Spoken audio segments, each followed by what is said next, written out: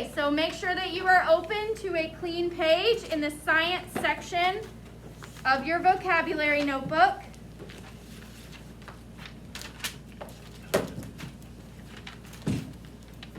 And then open your textbook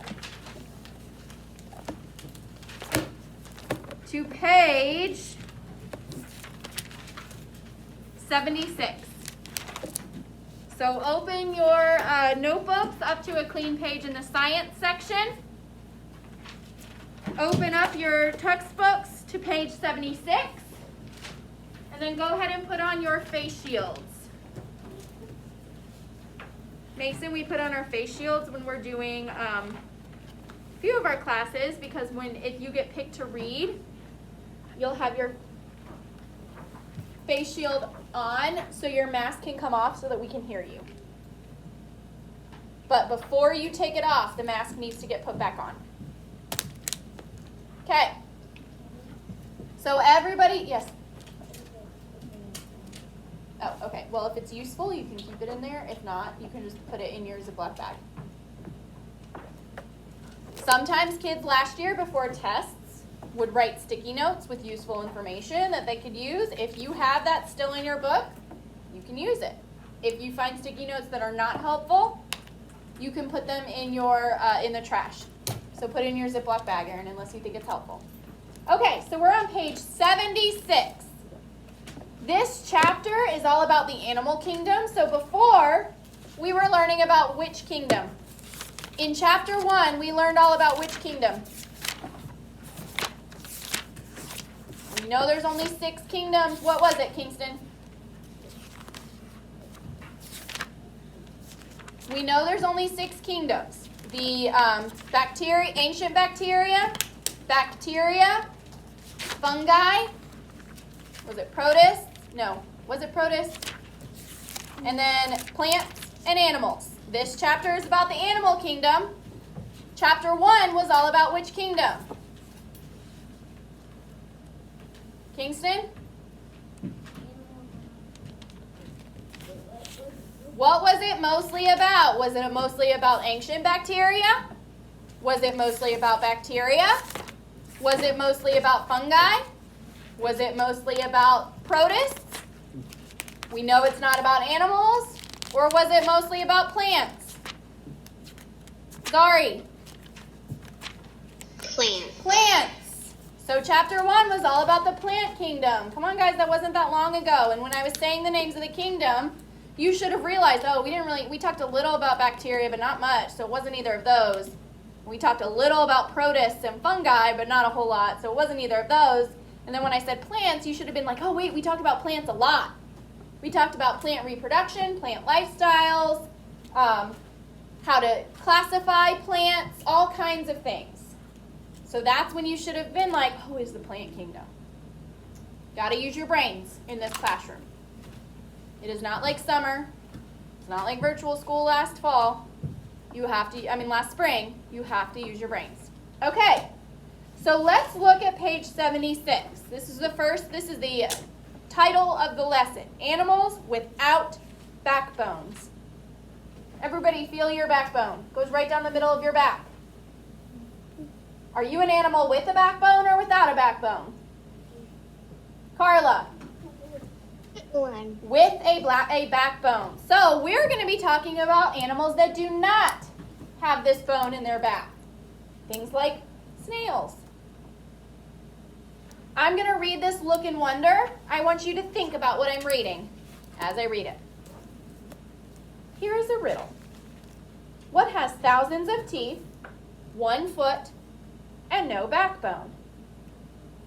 A snail. That's what. Which other animals lack a backbone? Does a worm have a backbone? Does a spider have a backbone? Does a starfish have a backbone? But those are all animals. So do you think we're going to be talking about animals like them in this this lesson? Yes, we are.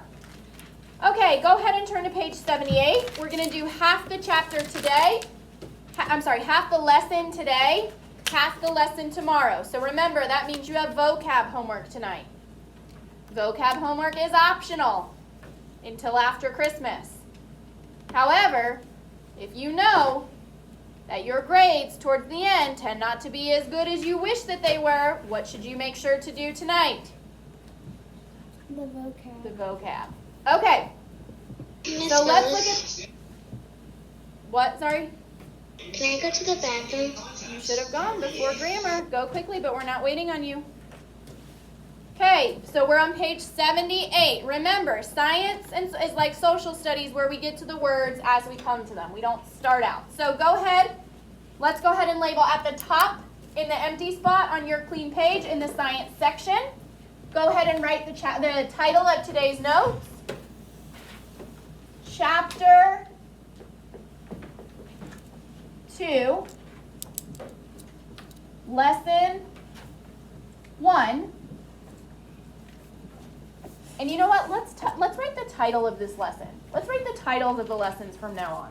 So this is Animals Without Backbones. You can fit all of this in that big empty area at the top. Chapter 2, Lesson 1, Animals Without Backbones, and then today's date, October 19th, 2020. Once you're done, pencil down, notebook or piece of paper for today under your textbook, and then get ready to follow along on page 78. That means finger on the first subtitle.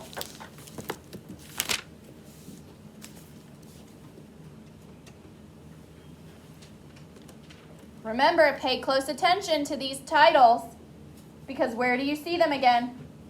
Where do you see these blue titles again? Zadie? On your homework. Which homework specifically? The vocab homework? The vocab.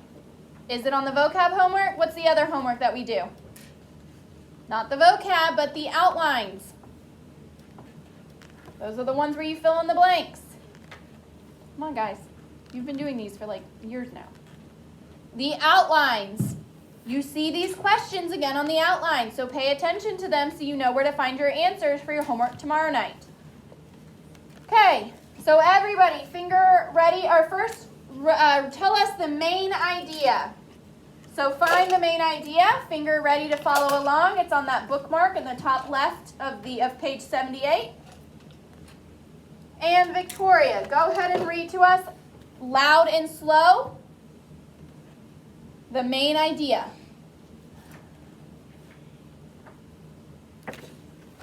Try chunking it.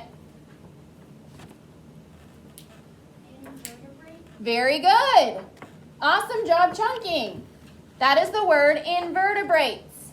Let's all say it because we're going to see it a lot. That's what this whole chapter is about, and you'll find out why. Let's all say it together. So repeat after me. Invertebrates. Invertebrate. Again, invertebrates. Invertebrate. One more time, invertebrates. Invertebrate. Make sure you're looking at the word as you say it. Now everyone together. Invertebrates. Invertebrates. Okay. Victoria, keep going. Make sure your finger is following along with us. So your finger should be on that sentence underneath the word main idea on the bookmark. On the bookmark, underneath main idea. Do you see where it says invertebrates? Okay. Invertebrates. Louder. Invertebrates are animals without backbone. The title of our lesson is Animals Without Backbones. So what's this whole lesson going to be about? Don't tell me animals without backbones. Zari.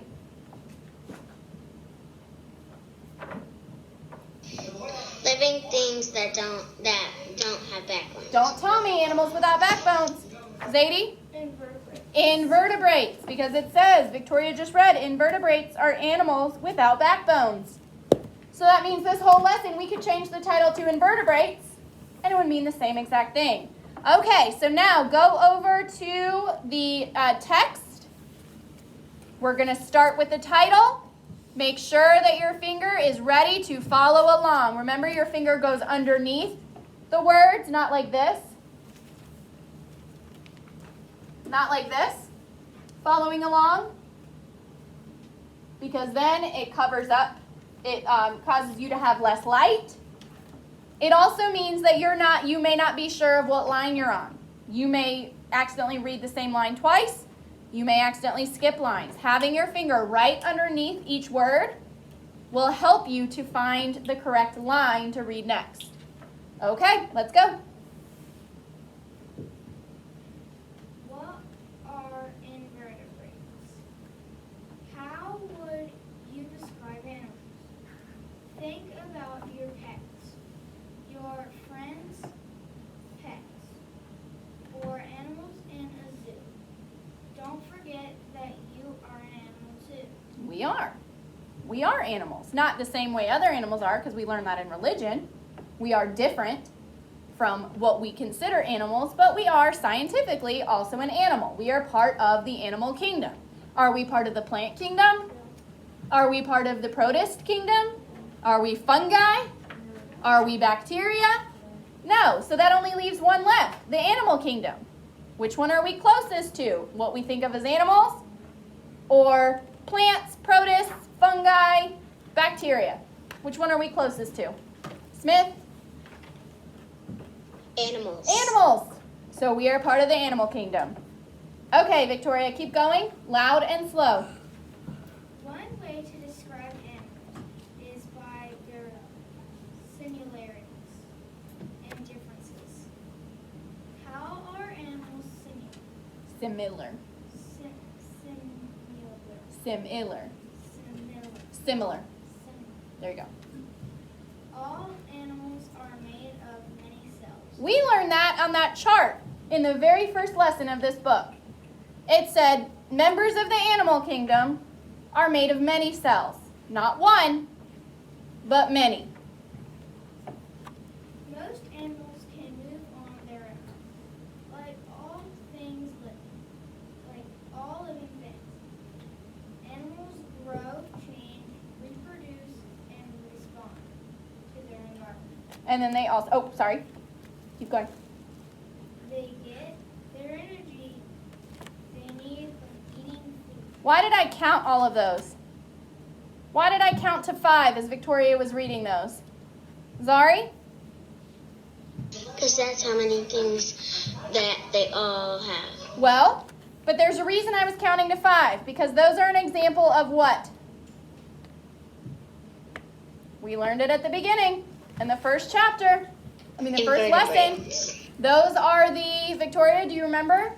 There are the circle of life. Nope. The 5, Carla? The light. The 5 life functions, not factors, but good. The 5 life functions. So to be considered a living thing, you have to do those 5 things. Grow, change, reproduce, respond to the environment, and get the energy you need from food. Well, one of those is supposed to be get rid of waste. Instead of change, it's get rid of waste. Remember, so that's why I counted those 5 things, because those are the 5 life functions. If an object does not do all 5 of those things, grow, reproduce, respond to the environment, get rid of waste, and eat food for energy, is it a living thing? No. Okay, thank you, Victoria. Read next, Michaela. That Y sounds like short I. Everything else, and that that first Y sounds like short I. The last Y sounds like long E, like you would think at the end.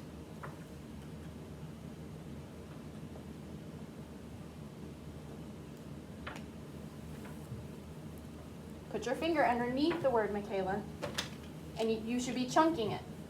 Come on, guys, if you can't get the word right away, don't just stare at it and expect it to change and tell you what to say. Chunk it. So let's look at this word. I shouldn't have to be chunking for you every time. You need to get to the point where you can chunk. So Michaela, if we look at the syllables, we have 1, 2, 3. So let's cover up everything but the first syllable. Remember that Y sounds like short I. So how would I say that?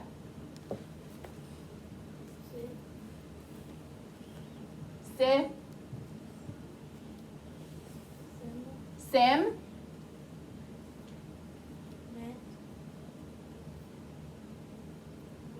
That Y sounds like long E.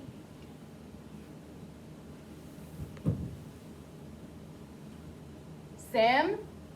Met. What does long E sound like? That's short I. I is short I. Long E, remember, long vowel sounds sound like the letter.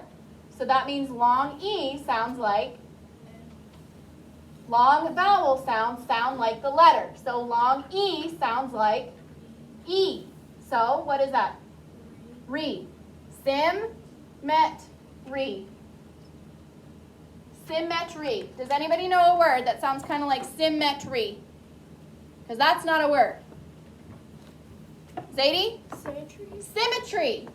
So what is the word? What is this title of this section, Michaela? Symmetry. Loud. Symmetry. With confidence. No question at the end. Your voice shouldn't go up. It should go down. Symmetry. Your voice is still going up. Like it's a question. Say it with confidence. Symmetry. Your voice is going up like it's a question.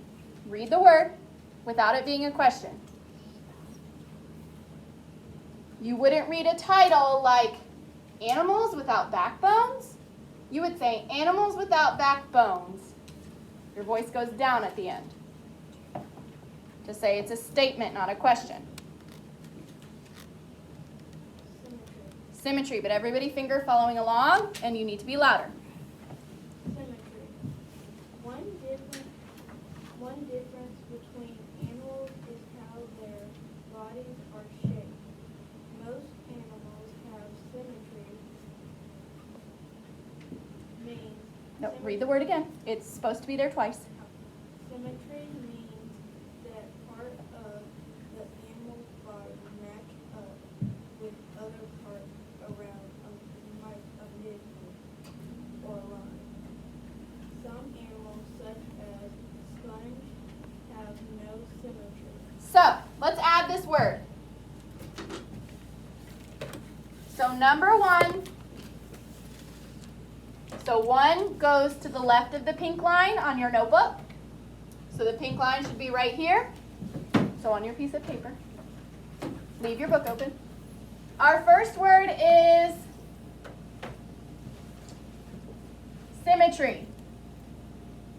And what it means in the animal kingdom is that parts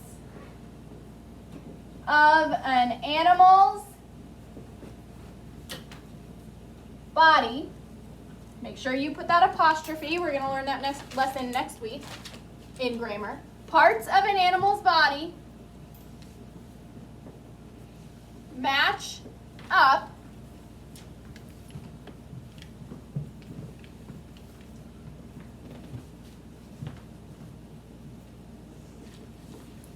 with other parts along a midpoint or line. That means if you take an animal's body and you imagine a little line halfway through it, and then you imagine folding that animal in half, would those sides match? Like if we have a rectangle, it's not the best rectangle, but if we folded it right down the middle, and our middle was right there, would they match? If we had a rectangle and we folded it right down the middle, would they match? Yes. So a rectangle has symmetry. The same with a circle. If we folded that right down the middle, would it match? Would it? Yeah. A star. If we folded it right down the middle, would it match? Yes. So some animals are this way. Let's look at the pictures on the bottom of page 78 to see examples of this. Yes, Sadie, quickly. I was gonna ask if we were supposed to write that. If you did, you could. Technically, though, if I write it on the board and don't say anything, what does that mean? To write it. But now it's too late to go back because now we need to look at these pictures. So put your notebook back underneath your textbook or your piece of paper underneath your textbook. Remember, if I don't say anything about it and I'm writing it on the board, what should you be doing? Writing it in your notebook or your textbook or whatever. Okay, so let's look at these animals at the bottom. First, we see the sea urchin. Look at the sea urchin. The captions tell you which picture is which. We're at the bottom of page 78, and we see the sea urchin. The sea urchin does have some symmetry, because if we imagine a line down the middle, could we fold it in half and the spikes would match pretty well? Yeah, they may not match exactly, but you can see if you folded it right down the middle, it would match pretty well. But then let's look at the sponge. It does not have symmetry because one piece may be like this. One piece may be like this. One piece may be real short like this. One piece may be really long like this and really wide. And then there may be nothing. Is there anywhere where we could fold this in half and it would match? No. It's just kind of a coincidence that this one looks like maybe we could. But if we look at one side, we see maybe like 1, 2, 3, 4, and on the other side we see like 1, 2, 3, 4, 5, 6, and there's one that's really short. So sea sponges do not have symmetry. Sea urchins do have some symmetry. What about humans? Do humans have symmetry? Yes. Yes, because look, if I draw a line right down the middle of my body, it doesn't match exactly, but I have one eye on each side. They would match. Half of my nose would match the other half. Half of my mouth would match the other half. I have an ear on each side. I have an arm on each side. I have a leg on each side. So it matches. Humans do have some symmetry. Okay, so that's one way that animals are different. Some of them have symmetry, like a sea urchin or a human. Some do not, like a sea sponge. Okay, now go to the next page. Finger ready to follow along. Kingston, tell the class where we are so they know exactly where to put their finger.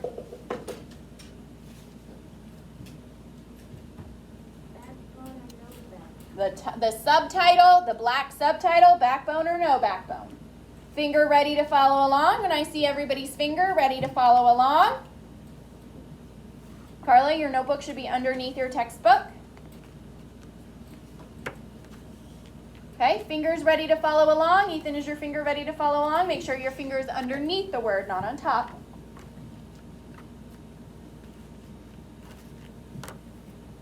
Ethan, you should be done with that already. Go ahead. Another way that Oh, read the title again. When you read it before, that was just to let everybody know where we are. Now that everybody knows where they are and their finger is ready to follow along, read it one more time. backbone and no backbone. A little louder. Another way that animals differ is that they have a backbone.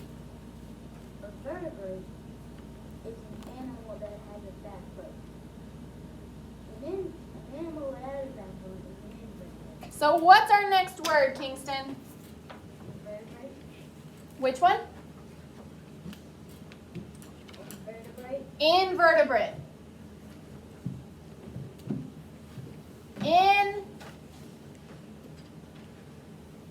Invertebrate. Make sure you're writing in vertebrate, not vertebrate.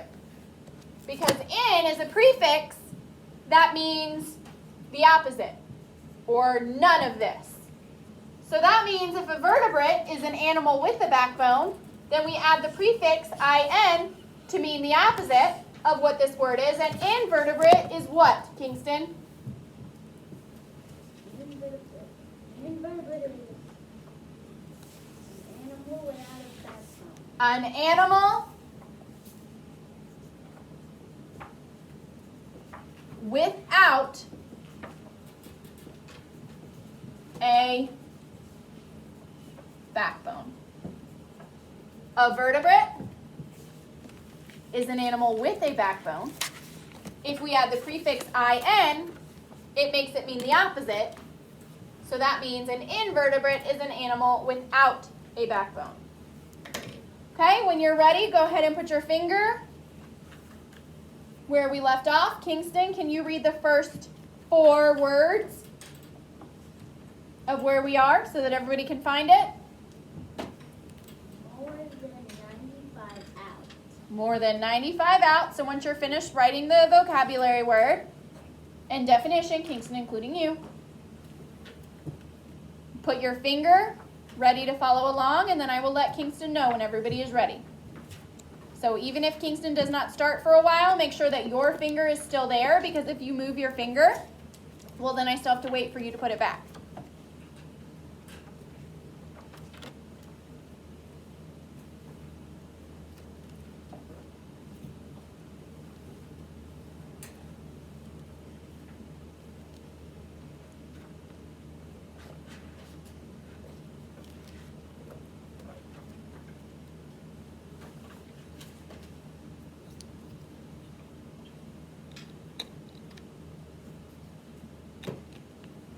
Okay, quickly please, so that we can finish as much of this lesson as possible, so we don't have more than half to do tomorrow, because you will have independent practice tomorrow.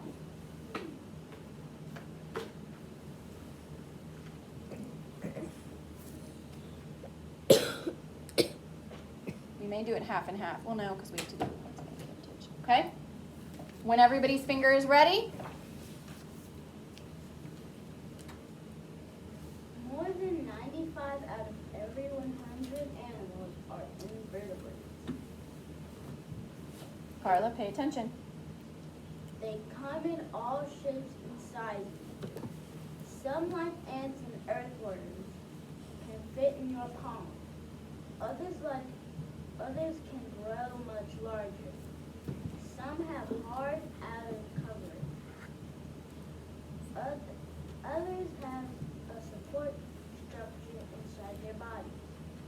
The church shows 8 main groups of invertebrates. So what they're talking about, in humans and animals with backbones, well, what we have is a skeleton that keeps our bodies shaped the way they are, that supports our bodies. Well, invertebrates don't have that backbone, but they still have to have something that supports their body. In us, that thing is our invertebrate, our vertebrae, our spine, our backbone.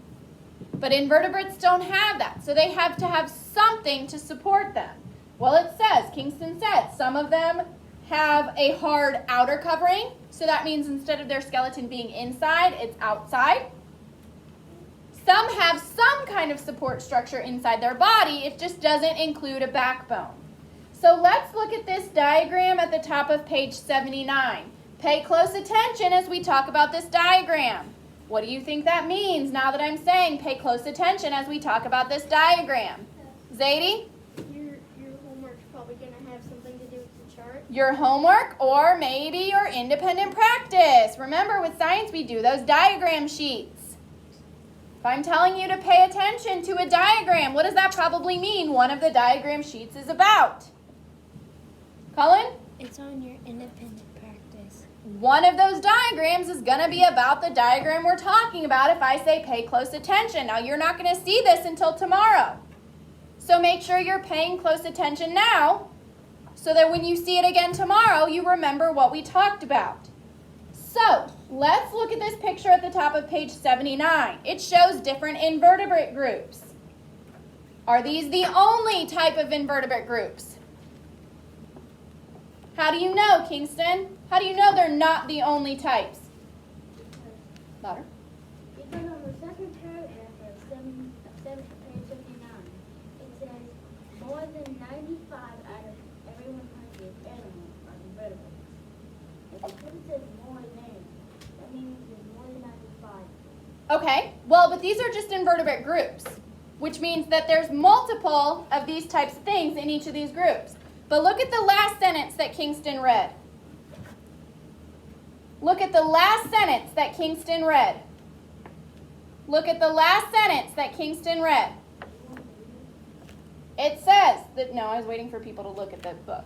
Some people are not even looking at the book.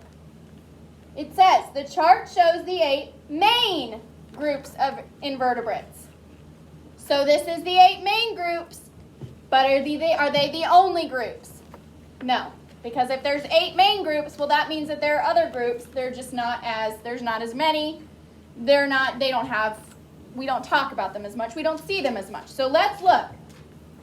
We have a snail. A snail is part of what invertebrate group?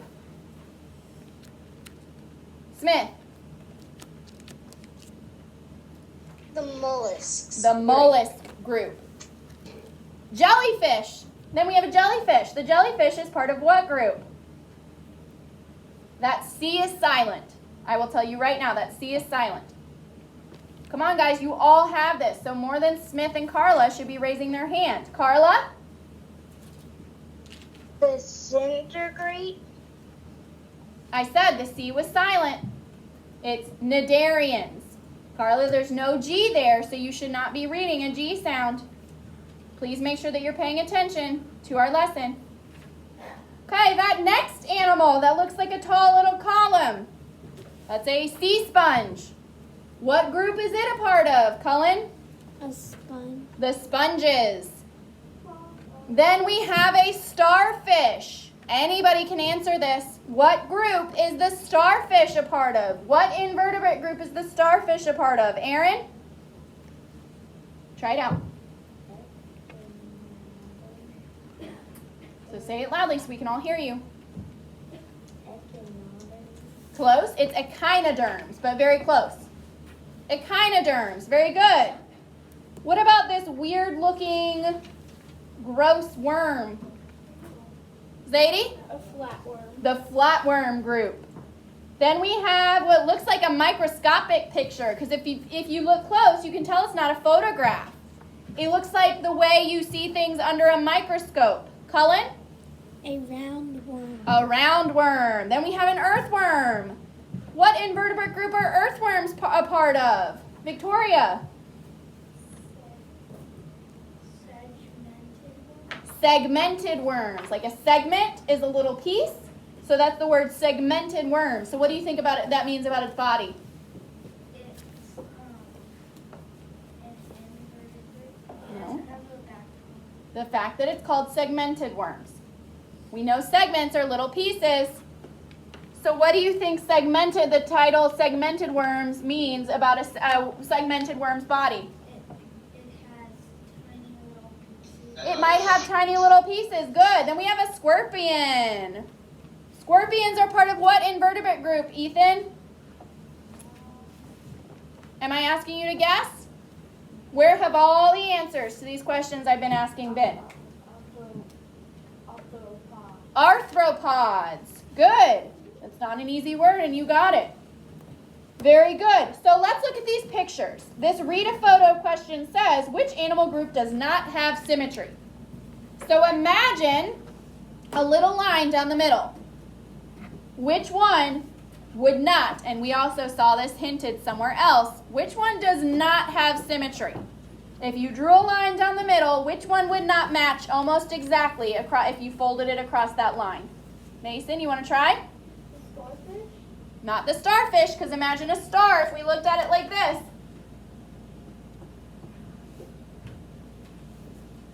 And we did this. And we folded it. Would it match pretty closely if I had drawn a better picture? So not the starfish. The starfish does have some symmetry. Zari? The snail. Look at a snail. If you look at a snail from the top and you put a line down it, would it match? Or from the front, if you put a line, so if we looked at a snail from the top, it would look something like this.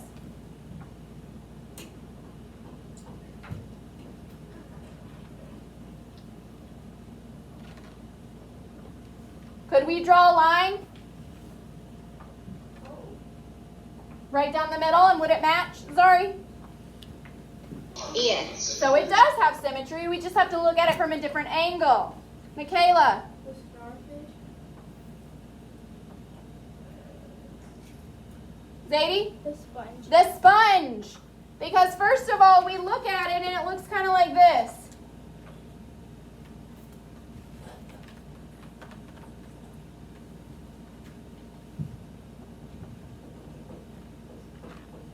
So if we matched it down the middle, does that match exactly on either side? No. No. So the sponge, but does it as much as this or this? No.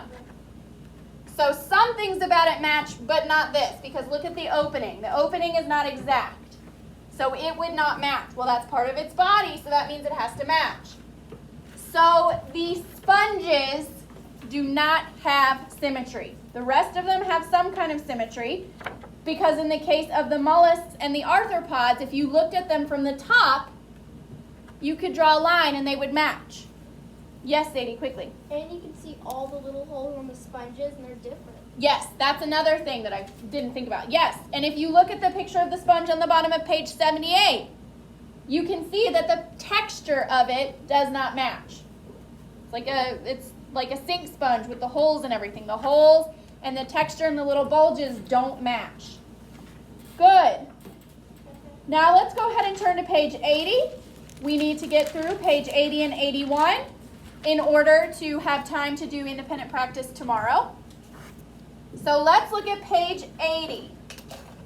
Finger ready to follow along. We notice a blue question. So what does that mean about this blue question? Where are we going to see it again? Cullen? It's going to be on the Smith, can you help her out? We're going to see it on our worksheet. Which one? The vocab or the outline? The outline. The outline that we do tomorrow. Aaron, please read. Everybody, finger ready to follow along on that blue question at the top of page 80. And Aaron, go ahead and read. What are some invertebrates? Sponges. The sponge is the simplest kind of invertebrate. Most are shaped like a sac with an opening at the top. Its body is made of two cells. The body is hollow inside. Okay, pause. What's our next word? Sponge. Sponge. And what is a sponge?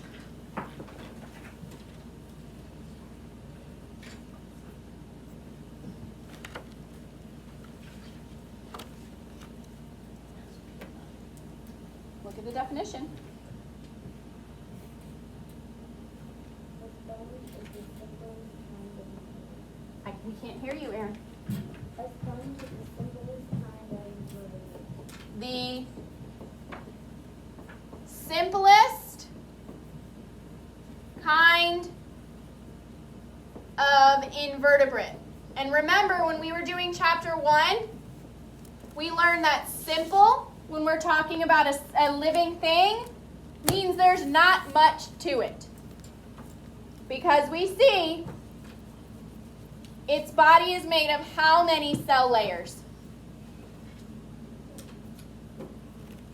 Aaron? 2. Cells are teeny tiny, right? Cells are teeny tiny, right? So if it's only made out of 2 cell layers, is there much to a sponge? No. It's only 2 cell layers. They are very densely packed cells so that we can't actually see a sponge. But that means it's hollow inside. There's not a whole lot to a sponge. If you've ever held a sea sponge, is it heavy? Or is it like barely holding anything in your hand? If you couldn't feel the way it feels, you wouldn't even notice there's anything in your hand, but you can feel the texture of it. Okay, keep going, Aaron. Everybody ready to follow along? Read those first 3 words so everybody knows where to put their finger.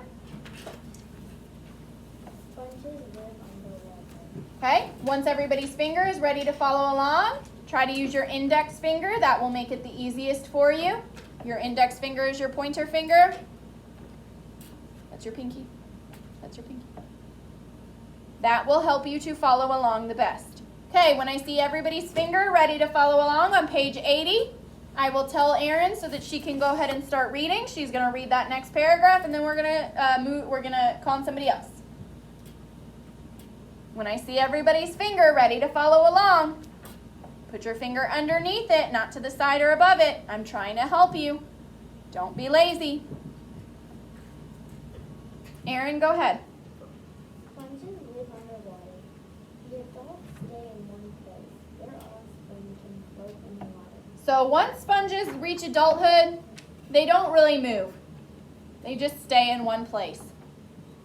But the babies, the offspring, do float around until they land somewhere, and then they start growing and they don't move anymore. Okay, the next type of invertebrate, Cullen. Remember, we said this word before. The C is silent.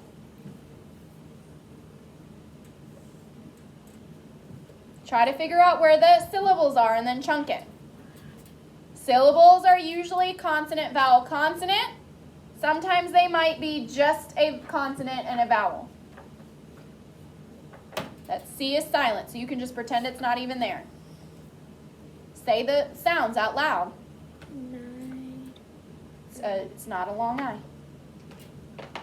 And that second I sounds like long E. Because usually if we have an I followed by an A, we would say the I like long E.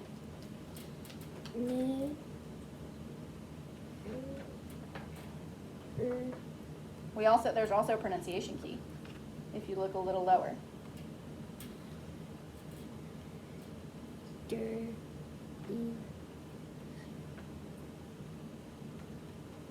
Look at the pronunciation key.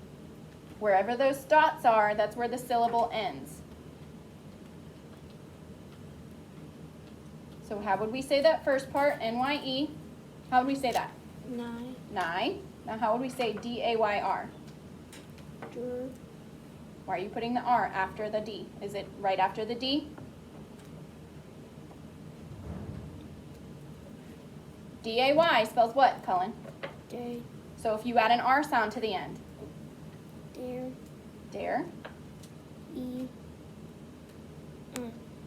So nigh, dare, e, un. Now put it all together and smooth it out. We would not read it as nigh, dare, e, un. We need to put it together and smooth it out so that it sounds like 9 dairy. louder. 9 dairy. I can't hear you. You got to be louder. You've got it. I just can barely hear you, which means nobody else can definitely hear you. 9 dairy. Nidarian. Okay, I said it, so repeat. 9 dairy. Nidarian. A Nidarian is a animal with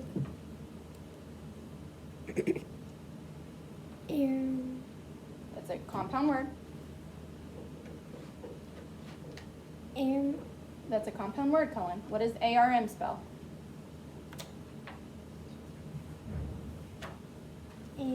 Cover up L-I-K-E. And what is that word?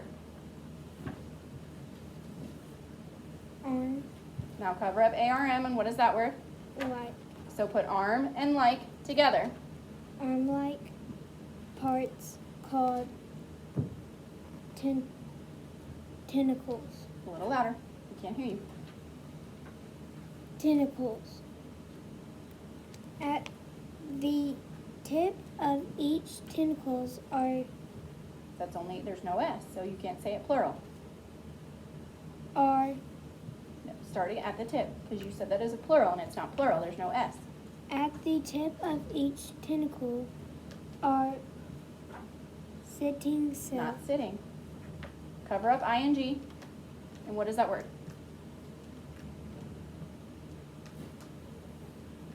So now add ing. Stinging cells. It's the same word as before. Nigh, dare, e, un. Nidarians use these cells to stun prey. Not pick. That EY sounds like long A. Prey. The R comes after the P. There's no letter between the P and the R, so it's not Perry. Prey. There you go. Some stay in one place. Others, like jellyfish, float or swim. So if we look down at the bottom, we see corals and cnidarians. The coral is that pink. The cnidarians are the yellow. So that's what a cnidarian looks like. Cnidarians have tentacles. There's actually something else that we know of that is a cnidarian. And we saw it in the other picture. Kingston, what was it? A jellyfish, because jellyfish have tentacles hanging at the bottom and jellyfish do sting you. So, do all cnidarians stay in one place, like these ones at the bottom of page 80? Zadie? No. No, because jellyfish do what? They float around. They swim or float around. So some cnidarians do swim or float around like jellyfish. Some stay in one place, but they all have arm-like tentacles that do have stinging cells at the end. Thank you, Cullen. Go ahead and read to us about the next type of invertebrate. Zari. There's a vocab. Oh, yeah, sorry, we forgot the vocab word. Sorry, but Zari, you will still read next, so don't forget. Okay, Cullen, what's the next word? Cnidarians. Cnidarians. Make sure you're spelling it correctly because there is that C. Just because we ignore it when we say the word, can we ignore it when we write the word? No. Cnidarians. And what is a cnidarian, Cullen? An animal with arm-like parts called tentacles. An animal with arm-like parts called tentacles that do what? What do those arm-like parts called tentacles do? Colin, what do they do? What do the ends of those arm-like tentacles do? Sting cells. That have not sting cells, but Stinging cells. stinging cells. That have stinging cells. That's why a jellyfish stings you. Because at the end of its arm-like tentacles, it has stinging cells. Okay, so finish writing that vocab word. Then put your vocab book under your textbook. Put your finger where we are. Zari, can you tell everybody where we are? Moscow. Not Moscow. Look at the word. Chunk it. The first syllable ends after the second L. The second syllable starts at the U. So chunk it. Chunk it. When you're chunking it, you need to say the sounds out loud. Don't try to chunk in your head. Do you want me to say it? Do you want me to unmute myself and say it? You can, if you're saying the sounds, you can say it. You don't have to unmute yourself, but I do want you to be making the sounds until you get the word. Because in your head, you may not get it, but if you say it out loud, then you may hear it before you realize you're saying it. That may not make sense, but it does really if you think about it.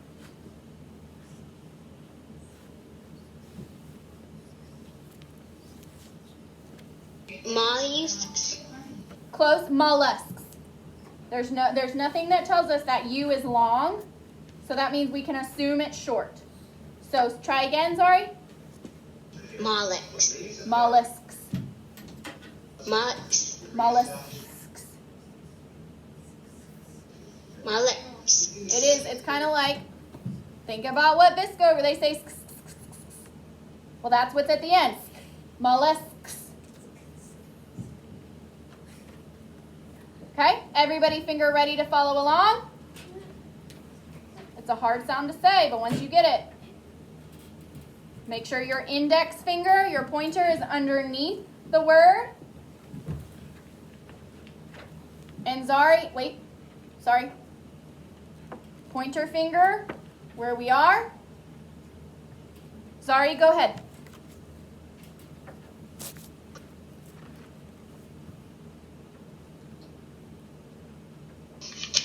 Mollusks. Do you collect seashells? Those shells come from invertebrates with soft bodies. Make sure you're following along. Your finger should be underneath the word. Your wrist should be resting on your book. Not like this, because then you're going to get tired. You're going to stop doing it. Your finger can be underneath, and your wrist and palm of your hand can be resting on your book and just following along. Okay? Go ahead. Sorry. They are mollusks. Mollusks. Every mollusk has a shell. The shell of some mollusks is inside the body. Okay. So what's our next word? I'm going to erase numbers 1 through 4 so that everybody can see clearly. What's number 5, Zari? Mollusks. Mollusks. Mollusks. That's fun to say. It's difficult. So number 5 is the word mollusk. And what is a mollusk, Zari? Now, you need to look at the words before, because we have they are mollusks. That means whatever they're talking about before the word they is the definition. Okay? So when they say they, they're referring to what came before that word, which is what?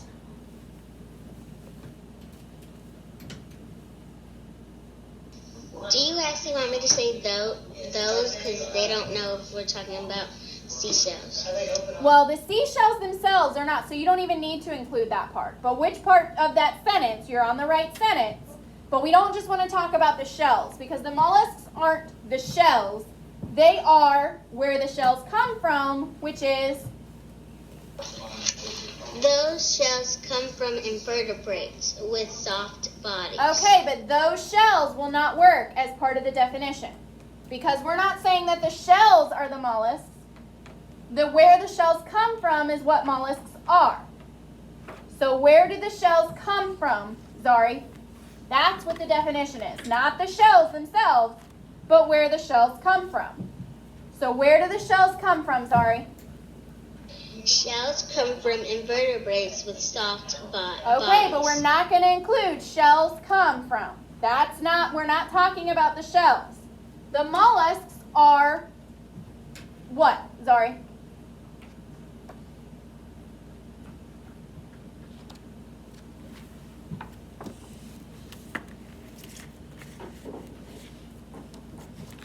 The mollusks aren't the shells.